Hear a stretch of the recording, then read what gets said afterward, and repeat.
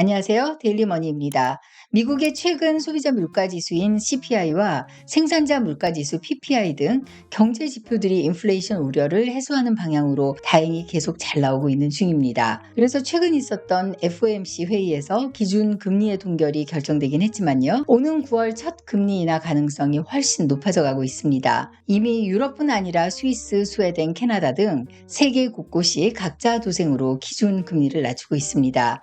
중요한 건 우리나라인데요. 우리나라는 미국의 기준금리와 발맞춰 시기가 정해질 듯한데요. 이 금리 인하와 리츠가 연관성이 높은 이유는요. 리츠 섹터 자체가 부동산을 매입할 때 대출을 활용할 수밖에 없기 때문에 대출 금리를 잘 받는 것이 굉장히 중요합니다. 낮은 금리로 대출을 받을수록 또 이자 비용이 줄게 되고요. 또 이 비용의 절감은 결국은 투자자의 배당 수익 증가로 이어지기 때문이겠죠. 그래서 오늘은 머지않은 금리 인하를 앞두고 우리나라의 리츠주들 중 앞으로 충분히 배당과 성장을 할 수 있을 것으로 기대되는 알짜배기 국내 상장 리츠주 딱 3개만 골라서 분석 정리해봤습니다.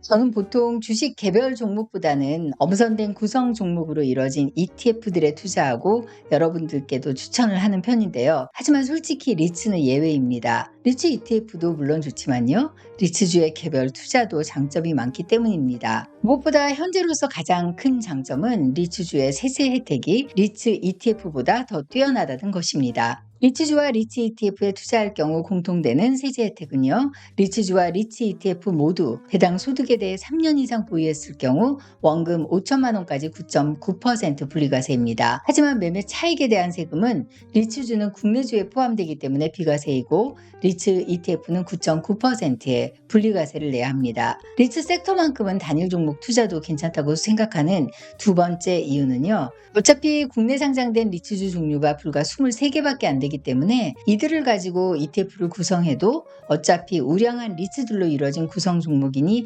ETF들마다 많이 겹치기 때문입니다. 그래서 ETF들에서 공통적으로 담고 있는 리츠주 중 이 배당 수익률과 보유 부동산 종류, 또 대출 현황, 또 외국인 투자자 비중, 또 운용 능력 등을 홈피에서 찾아 탄탄한 리츠주를 골라 투자하는 것도 좋다고 생각합니다. 오늘 고른 리츠주 중에서 맥쿼리 인프라는 이전에 다룬 적이 있어서 제외했습니다. 혹시 맥쿼리 인프라에 대해서 관심 있으신 분들은 제 이전 영상을 꼭 참고해 주세요. 이렇게 제 나름대로 판단 기준으로 골라본 첫 번째 리츠주는 SK리츠입니다. SK리츠의 가장 큰 장점은 임대 수익의 안정성이라고 생각합니다. SK그룹이 보유한 우량 부동산과 투자 매력도가 높은 부동산을 매입하고 운영을 해서요. 주주에게 안정적인 배당금을 지급하는 것을 사업 목표로 하고 있는 리츠주입니다. SK리츠의 운용 자산 규모는 2023년 12월 말 기준 4조 2천억 원, 시가총액은 1조 75억으로 국내 최대 규모입니다.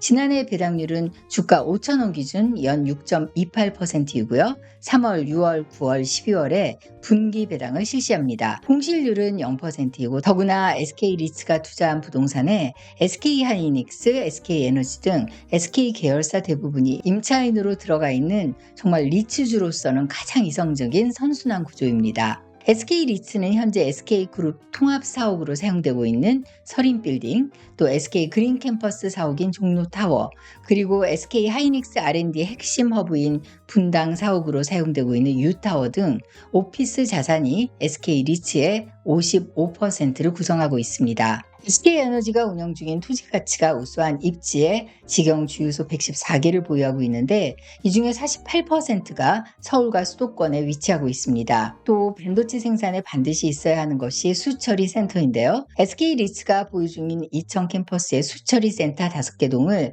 SK하이닉스가 사용 중입니다. 하지만 이런 안정적인 운용 수익 전망에도 주가는 올해 1월 말까지 부진했었는데요. 올 상반기 약 1조 원의 차입금 만기 도래로 리파이낸싱으로 인한 수익성 악화 우려 때문이었습니다. 하지만 공모 사채 발행으로 2,400억 원을 조달해서 돌아올 채무 상환을 위한 원활한 자금이 확보되면서 반등하기 시작해서요. 최근에는 금리 인하의 기대감, 성공적인 리파이낸싱으로 인한 배당 상승 등의 요인으로 요즘 금리 인하 시기가 확실히 잡히지 않아 리츠 섹터가 소강 상태인 가운데서도 힘있게 우상향 중입니다. 다음 추천할 리츠주는 물류센터에 투자하는 ESR 캔들 스퀘어 리츠입니다. 국내 상장 리츠 중에 국민연금관리공단이 5% 이상의 지분을 확보하고 있는 리츠주인데요. ESR 캔들 스퀘어 리츠만의 상승 여력을 엿볼 수 있는 것들은요. 쿠팡, 네이버 등 기존의 이커머스 시장에 알리와 테무 등 물류센터의 장기 성장 모멘텀을 기대할 수 있고요. 또 하나는 수도권의 물류센터 신규 공급이 부족하다는 점입니다. 2020년 12월에 상장한 국내 최초의 물류 리츠인 ESR 캔들 스퀘어 리츠는 수도권에 16개, 영남권에 2개의 물류센터를 확보하고 있습니다. 지난해 2001 물류센터 자산을 매각해 매각차익 150여억 원을 확보했고요. 지금은 부천, 고양, 용인에 3개, 이천에 6개, 안성에 4개, 평택 그리고 부산권의 김해 물류센터 2곳에서 총 18개의 물류센터로 자산 규모는 20년 상장 당시 1조 4천억 원에서요.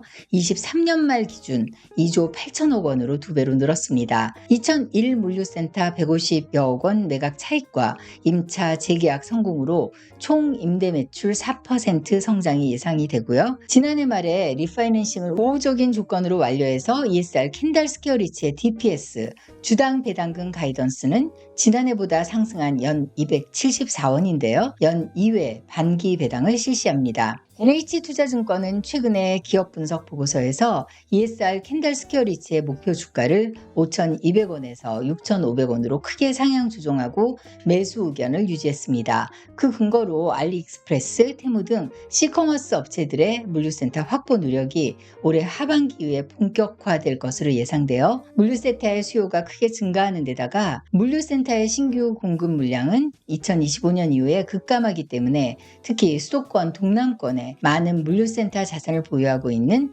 ESR 캔들 스퀘어 리츠에게 유리한 상황이 앞으로 전개될 것으로 기대되기 때문입니다. 세 번째 리츠주는 그야말로 서울과 판교 등 주요 오피스 상권의 알짜 오피스 빌딩들을 보유하고 있는 신한 알파 리츠입니다. 맥쿼리 인프라와 이 신한 알파 리츠는 리츠 섹터가 심하게 폭락하던 기간에도 상대적으로 덜 떨어졌었고요. 회복 탄력성은 가장 좋은 리츠주 중 하나입니다. 그만큼 투자자들에게 신뢰를 얻고 있다고 할 수 있겠죠. 신한 알파 리츠는 지난 2017년에 만들어서 2018년에 상장했습니다. 용산의 더 프라임 타워를 지난해 8월 매입 5년 만에 이지스 자산 운용에 매각했는데요. 2,384억 원에 매각해 매각 차익 730억 원 성과를 올렸습니다. 그래서 현재는 그레이츠 판교와 청계, 트윈시티 남산, 신한 L타워, 삼성화재 역삼 빌딩, 와이즈 타워, 캠브리지 빌딩, 아스테리움 용산, HSBC 빌딩 등 9개의 자산을 보유하고 있습니다. 신한 알파 리츠는 1분기와 3분기 마지막 날이 반기 지급 기준일이 보통 됩니다. 보시면 23년을 제외하고는 꾸준히 배당금이 우상향하는 추세를 확인할 수 있습니다. 뿐만 아니라 지난 3월 12기 배당에는 더 프라임 타워 매각으로 인한 특별 배당금이 주당 무려 642원이 지급 결정되었습니다. 신한 알파 리츠의 현재가는 6월 13일 주가로 6,150원입니다. 따라서 반기 배당만으로 10% 넘는 배당 수익률을 달성한 것이죠. 신한 알파 리츠의 전 고점은 지난 21년 8,740원입니다. 부동산 시장이 회복되지 않고 금리 인하가 시행되지 않았음에도 현재의 신한 알파 리츠의 주가는 이 주가의 회복 탄력성이 좋음을 나타내는 지표라고 생각을 합니다. 신한 알파 리츠의 차입력을 살펴볼까요? 지난 3월 삼성화재 역삼빌딩의 리파이낸싱을 완료했습니다. 변동금리로 진행해서 변동금리의 비중이 증가하긴 했지만요. 다행히 앞으로는 금리 인하 시기가 지속될 것이라 이자가 하락하게 되면 이자 비용의 감소로 이어질 것입니다. 또 내년 초까지는 만기가 도래하는 대출이 없습니다. 다만 금리 인하 시기가 계속 될 것이니만큼 시중금리를 모니터링하면서 시중금리가 하락하면 조기 상환에서 더 낮은 금리의 대출로 전환할 계획이라고 합니다. 저는 원래 리츠주를 개인적으로 좋아하기도 해서요. 대부분 상장 때부터 지켜본 리츠주들이 많은데요. 사실 리츠주들 잘 나갈 때 매수한 것들은 아직 일부가 물려있기도 합니다. 그래도 개인적으로 매도하거나 전혀 불안하지 않았던 이유는요. 처음에 나름 탄탄하다고 생각한 리츠주들에 투자를 해서 다시 회복될 것이라는 믿음이 있었고요. 또 항상 섭섭지 않은 배당금을 꾸준히 지급해줘서 잘 버텨낼 수가 있었습니다. 사실 리츠주의 가장 큰 장점이기도 하겠죠. 오늘은 제 시각에서 앞으로 몇 년간 기대되는 우량 고배당 리츠주 3개를 고심해서 뽑아서 분석 정리해봤습니다. 관심 있던 차에 조금이라도 도움이 되셨다면요. 구독, 좋아요, 알림 설정 지금 바로 꼭 눌러주세요. 여러분의 자산을 불리기 위해서 어떤 정보가 좋을지 항상 고심하고 준비해서 다시 찾아오겠습니다. 데일리머니였습니다.